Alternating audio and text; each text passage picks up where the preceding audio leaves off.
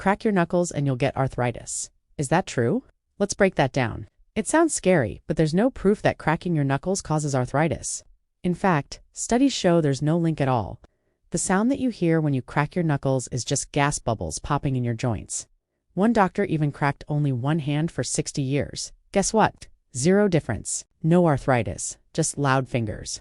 So is it dangerous to crack your knuckles? No. Is it annoying? Yes, but you can crack away. Just don't complain if your fingers are louder than mine.